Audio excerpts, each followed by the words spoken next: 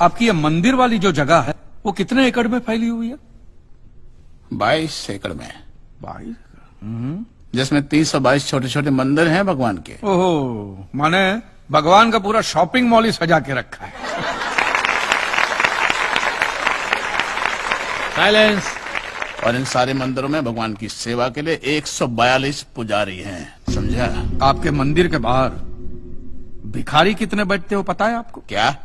भिखारी भिखारी अंदर की 320 मूर्तियां, 142 पुजारी याद है आपको, लेकिन आप ही के मंदिर के बाहर बरसों से कितने भिखारी बैठते हो याद है आपको? मिलॉर्ड, इनके मंदिर के बाहर जो भिखारी बैठते हो उसमें से किसी को भी मंदिर के अंदर एंट्री नहीं है। अब धूप हो बारिश हो बाहर सड़ते रहने का, अंदर पैर नहीं रखने का। ना मत कहना, ना मत कहना। ये आप ही के मंदिर के पुजारी ने मुझे बताया था। उसने तो मुझे ये भी बताया था महाराज कि कांजी भाई, ये केस अगर आपको जीतना है ना भैया तो हर सोमवार को आइए। तो मैंने पूछा मिलॉर्ड कि मैं कहाँ हूं? तो कहते हैं शिव जी के मंदिर में आइए और 1 लोटा दूध चढ़ाइए, फिर देखिए। मैंने बोला ठीक है, ये भी करके देख लेते। तो मिलॉर्ड में पहुंच गया मंडे को दूध का लोटा लेकर। ये लंबी लाइन लगी हुई, सबके सब हाथ में लोटा पकड़ के खड़े हुए थे ऐसे। मैंने सोचा अंदर जरूर कोई दूध पीने वाला होगा, वरना ये सबके सब गधे थोड़ी है जो ऐसे लोटा पकड़ के लाइन में खड़े। मेरा नंबर है, मैं अंदर गया, अंदर कोई नहीं था दूध पीने वाला, कोई नहीं।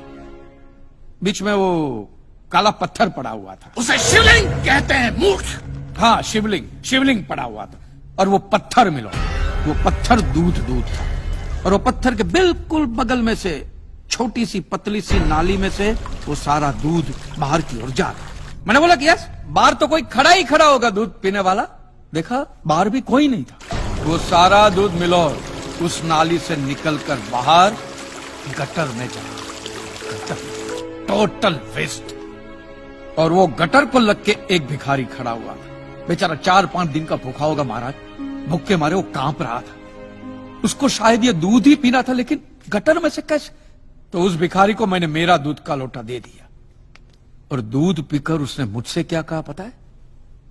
भगवान तेरा भला करे।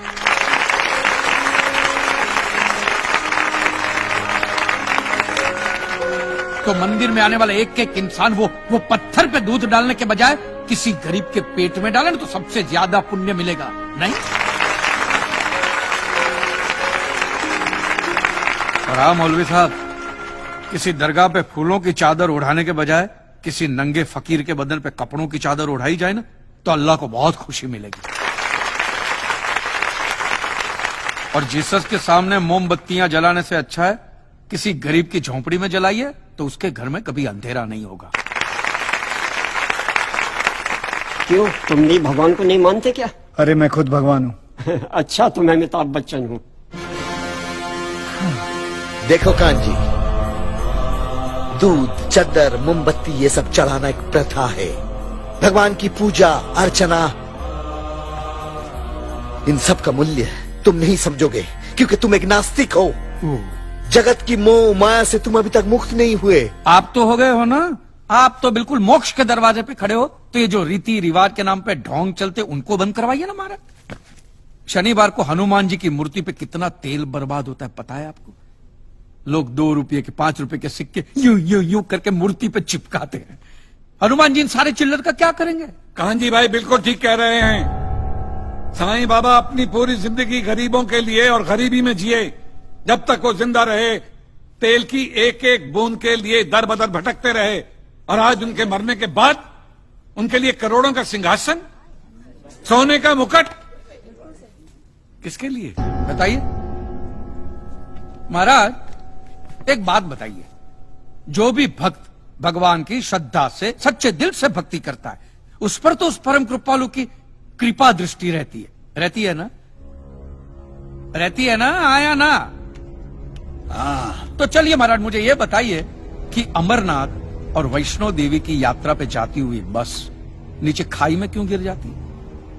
वो तो भगवान की भक्ति के लिए जा रहे थे, श्रद्धा से भजन गाते गाते जा रहे थे, तो भगवान ने डायरेक्टली उनको ऊपर बुला लिया। और आप मुझे एक गाड़ी ऐसी बताइए जिसका एक्सीडेंट हुआ हो और जिसके अंदर भगवान की मूर्ति या फोटोग्राफ ना हो। बताइए। I object my Lord. From day 1 ये आदमी बातों को यूं गोल गोल घुमा रहा है। मिस्टर कांजी, ये कोई डिबेट नहीं है अच्छे बुरे की, ये कोर्ट है और यहां प्रूफ चलता है। और हमारे पास प्रूफ है, इंश्योरेंस पेपर्स पर आपके सिग्नेचर्स। इसलिए लीगली आपको कोई हक नहीं बनता इंश्योरेंस कंपनी से पैसे मांगने। और जहां तक हमारा प्रश्न है, बीमा कंपनी के नियमों को हम नहीं मानते। अगर उन्होंने लिख दिया कि भूकंप जज साहब ने करवाया है, तो क्या जज साहब पैसे देंगे? इसी तरह पॉलिसी में भगवान का नाम लिख देने से भगवान पैसे देने के लिए प्रतिबद्ध नहीं होते।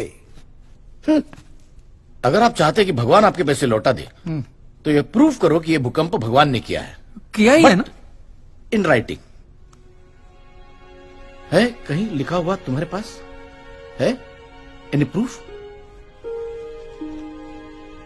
मिलॉर्ड, ये mister kanji, court of law में सिर्फ दलीलों पर फैसले नहीं होते। आपकी दलीलें, आपके आर्गुमेंट्स आम जनता के लिए कितने भी वैलिड क्यों ना हो, लेकिन अगर आप उन्हें साबित नहीं कर सकते हैं तो उनका कोई मतलब नहीं। आपके पास कोई सबूत है? You may please proceed. Your honour, इससे पहले कि मिस्टर कांजी अपने तीखे और कटाक्ष भरे व्यूज बिना किसी रेफरेंस प्रदर्शित करें, मैं उनसे पूछना चाहता हूं कि उनके पास कोई प्रूफ है जिससे वो साबित कर सके कि उनकी दुकान भगवान ने गिराई है। मिलॉर्ड, अब जो सवाल मैं पूछने जा रहा हूं उसके लिए मुझे एक ज्ञानी पंडित की जरूरत है। तो आप मेरे जो भी कोई ज्ञानी पंडित है वो यहां पे आए, सिर्फ ज्ञानी आए, ज्ञानी। हाँ, आप बैठ जाइए।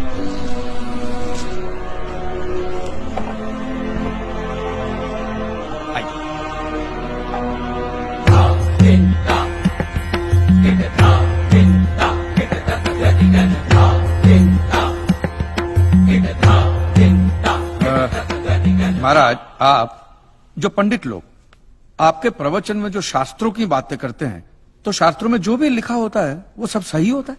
100%। ऐसा कहां लिखा है? ये तो आप कह रहे हैं। गीता में लिखा है। अच्छा, क्या लिखा है गीता में?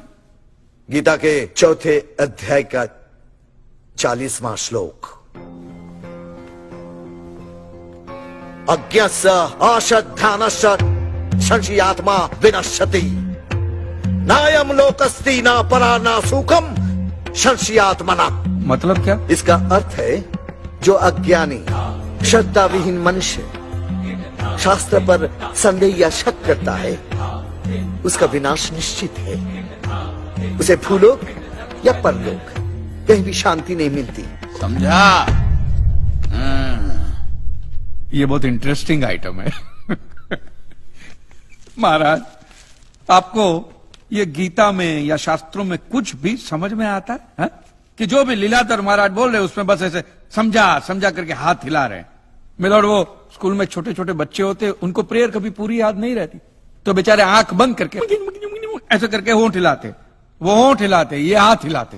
एक कांजी, तूने एक सिद्ध साधु का अपमान किया है, तो तुझे नरक में भी जगह नहीं मिलेगी।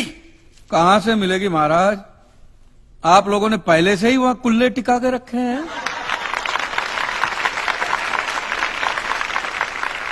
तेरा ये दुस्साहस नास्तिक!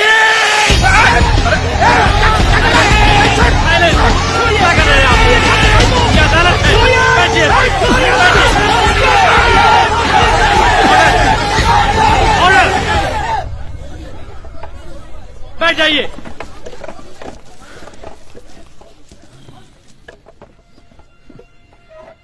दुखेष्वनु द्विग्न मनः सुखेषु विगत स्पृह वितराग भय क्रोध स्थित धीर मुनि रुच्यते।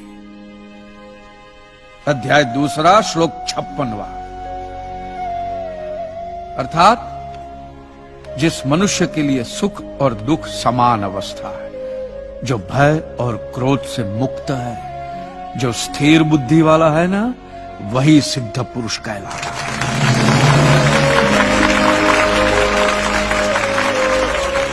ये मुझे गीता सिखाएंगे? अरे ये क्या गीता सिखाएंगे मिलॉर्ड?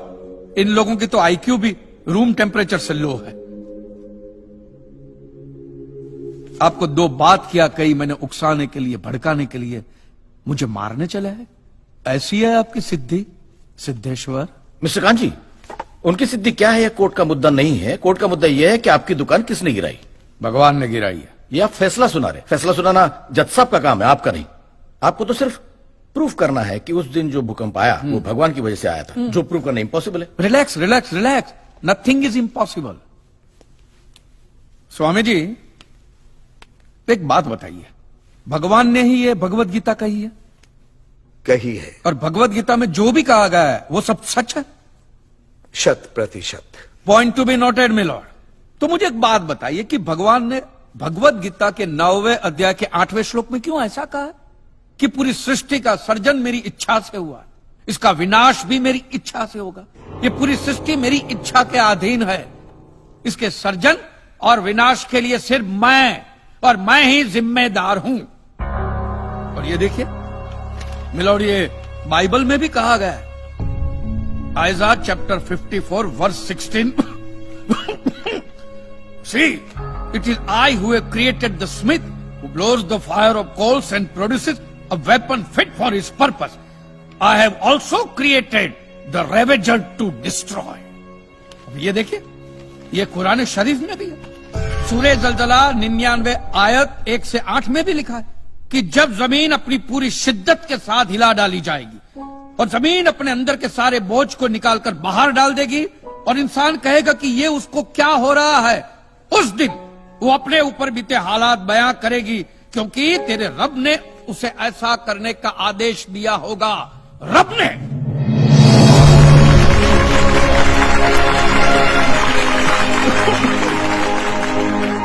इन सारी बातों का मतलब एक ही होता है मिलोन, कि ये भगवान द्वारा किए हुए हुक्म से ही मेरी दुकान गिरी है। मतलब it is an act of God. ये सब ऊपर वाले की करनी है, और मेरे साथ साथ जिन लोगों का नुकसान ऊपर वाले की वजह से हुआ है उन सब के पैसे भी ऊपर वाला ही देगा, नहीं तो उनके कलेक्शन एजेंट।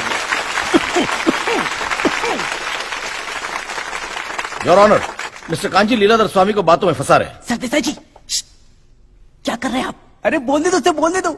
अगर ये प्रूव हो जाता है कि भगवान है तो हम लोग पैसा देने से बच जाएंगे। अच्छा, पूरा दोष अब आप हम पर थोपना चाहते हैं। अपनी स्कीम से बचने के लिए आप भगवान का नाम नहीं ले सकते, क्योंकि भगवान पर सिर्फ हमारा कॉपीराइट है। कॉपीराइट? अरे 2 मंदिर क्या बनवा दिए? भगवान आपके बाप का मालूम है? खबरदार, हमारा संप्रदाय तुमको छोड़ेगा नहीं। क्या कर रहे हो? साइलेंस। रिलैक्स। आज तक तो मिलॉर्ड सिर्फ इतना ही सुनने में आया था कि भगवान की आरती होती है, आराधना होती है, यज्ञ वगैरह होता है। आज तो ये भी सुनने को मिल रहा है कि भगवान के कॉपीराइट भी होते हैं। भगवान के कॉपीराइट ऊपर वाले की ब्रांड बना दी है इन्होंने। आज मुझे विश्वास हो गया है कि भगवान नहीं है, बिल्कुल नहीं है, हो ही नहीं सकता, क्योंकि अगर वो होते तो उसने आप जैसे पाखंडियों को तो कब का उठा लिया होता।